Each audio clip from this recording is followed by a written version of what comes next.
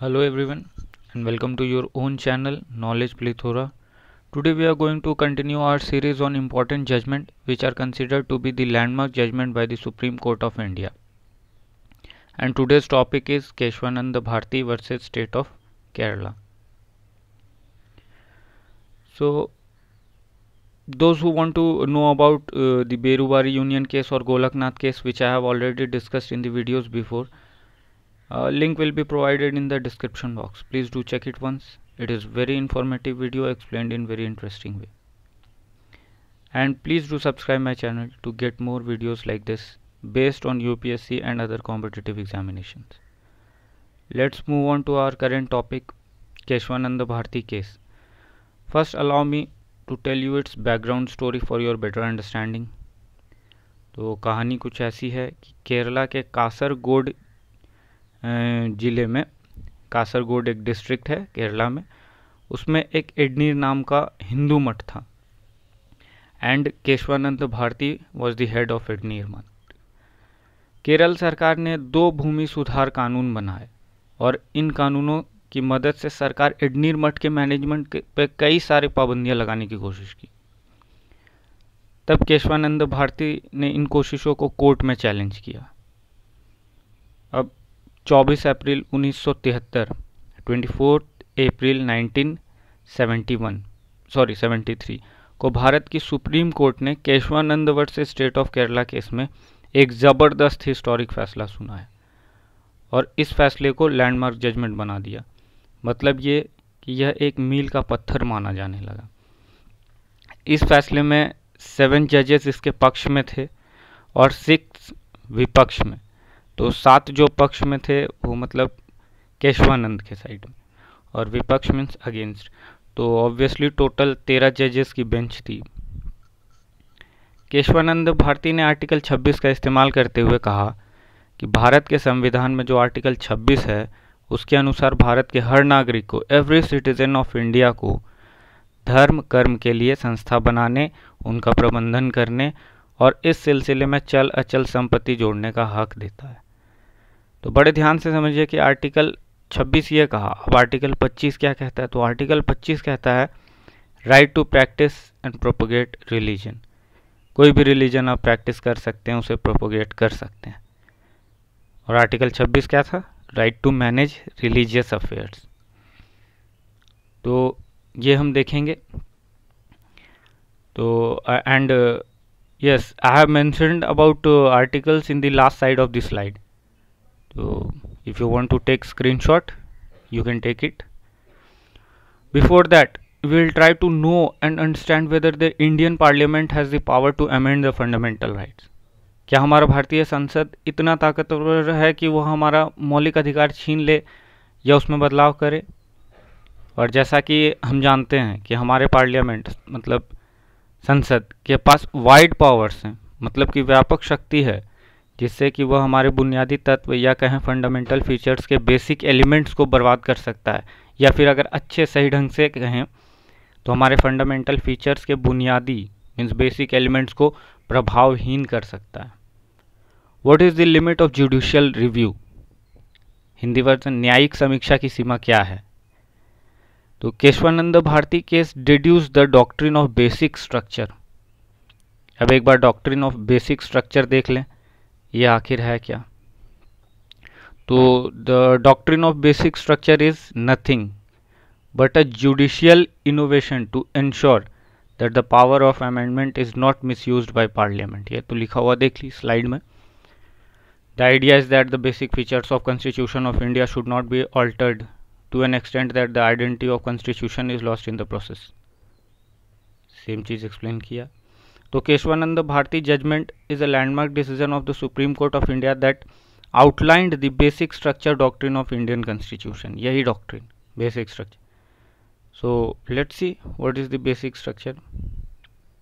You can take screenshot here and there is no mention of the term basic structure anywhere in the Indian constitution. Basic structure doctrine के बारे में mention नहीं किया गया है, लेकिन पार्लियामेंट कोई ऐसे लॉ इंट्रोड्यूस नहीं कर सकता जो कि हमारे कॉन्स्टिट्यूशन के बेसिक स्ट्रक्चर को अमेंड करे. लेकिन ये बात एकदम शुरू में समझ नहीं आई it evolve gradually over time और कई केसेस के बाद। तो the main idea is to provide the nature of Indian democracy and protect the rights and liberties of people. Rights और लिबर्टी को बचाने के लिए मेन आइडिया यही। तो केशवानंद भारती केस ही इस चीज़ को, या बोले तो डॉक्ट्रिन को हाईलाइट कर दिया, लाइमलाइट में ले आया, और यह भी क्लियर कर दिया कि basic structure of constitution could not be abrogated even bye a constitutional amendment. हम लोग तब से बेसिक स्ट्रक्चर बोले जा रहे हैं, तो एक बार ये देखना बनता ही था। देख लिया। अब सम जो बेसिक स्ट्रक्चर है वो देखेंगे हम कि बेसिक स्ट्रक्चर्स में क्या क्या है, उसमें से कुछ कुछ दिया। तो यू कैन टेक स्क्रीनशॉट। तो बेसिक स्ट्रक्चर में है पहला पॉइंट सुप्रीमेसी ऑफ कॉन्स्टिट्यूशन, दूसरा unity and sovereignty of India, democratic and Republican form of government, federal character of the constitution, secular character of constitution, separation of power, individual freedom, ये सारा चीज़ basic structures में है। अब वक्त के साथ साथ कुछ और भी फीचर्स जुड़ गए इस बेसिक स्ट्रक्चर में, जैसे कि let's see rule of law, judicial review, parliamentary system, rule of equality, harmony and balance between fundamental rights and DPSP. I hope you know DPSP, Directive Principles of State Policy. Free and fair elections, limited powers of the Parliament to amend the Constitution, powers of Supreme Court and High Court. तो ये रहा। अब इसके बाद में some important articles जो मैं पहले भी मेंशन कर रहा था, ये these are the articles which you have to deal with and मैं जो भी आर्टिकल उठाऊंगा उसे अच्छे से एक्सप्लेन करके समझा दूंगा, but not all, the most important one, like we talked of article 32. So what does it say? Article 32 of the constitution gives the right to individual to move to Supreme Court to seek justice when they feel that their right has been unduly deprived. अब समझिए कि why people move to Supreme Court. This is because the apex court, apex का मतलब कि किसी भी चीज़ का जो सबसे ऊपरी टॉप मोस्ट पार्ट होता है, जैसे कि जो कि यहाँ है कॉन्टेक्स्ट में हमारा कि Supreme court.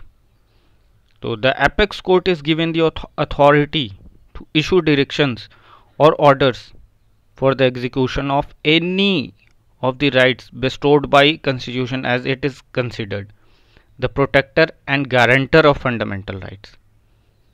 The protector and guarantor of fundamental rights supreme court को माना जाता है। और एक इम्पॉर्टेंट पॉइंट है इसमें कि unless there is some constitutional amendment, the rights guaranteed by the article cannot be suspended. तो ये बहुत ही इम्पोर्टेंट आर्टिकल, बहुत अच्छा है आर्टिकल 32 इसका।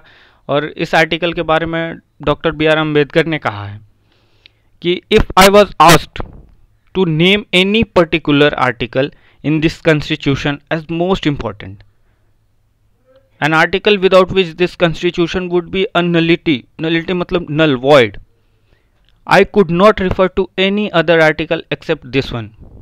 It is the very soul of the constitution and the very heart of it, and I am glad that the house has realized its importance.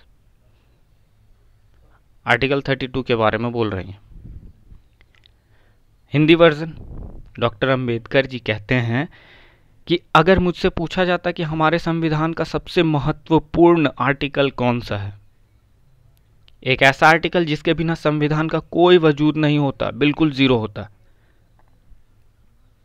तो मैं कोई और आर्टिकल नहीं बता पाता। इसके अलावा ये आर्टिकल संविधान का मतलब दिल धड़कन जान जो कह ले, और मैं खुश हूँ कि इसे समझा गया।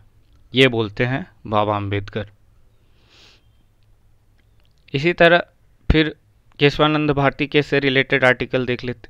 आर्टिकल 25 स्क्रीनशॉट ले सकते हैं, बहुत छोटा सा अच्छा सा बना हुआ है और याद भी तुरंत हो जाएगा। आर्टिकल 25 कहता है right to practise and propagate religion, as we have discussed already. Article 26 right to manage religious affairs. Article 14 right to equality. Article 19 section 1 subsection F freedom to acquire property. Article 31. No person shall be deprived of his property save by authority of law. It also provided that compensation would be paid to a person whose property has been taken for public process.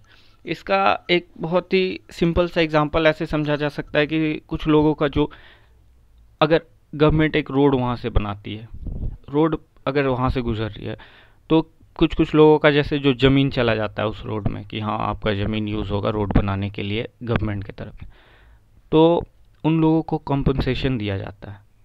यही article 31 इसका यहाँ पे example समझ सकते हैं। Article 32 we have discussed in detail.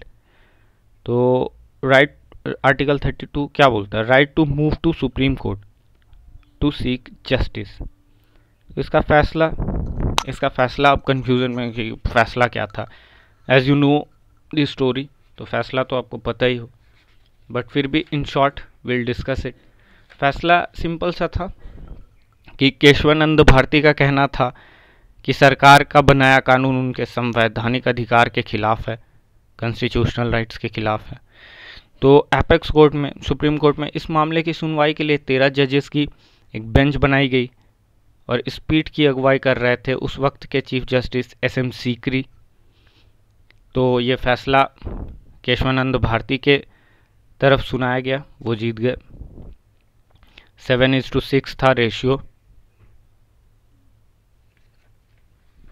So this was the case of Keshwanand Bharti, and at last I have the same request, please like, share and subscribe this channel to motivate me for more useful videos like this. Thank you, good luck.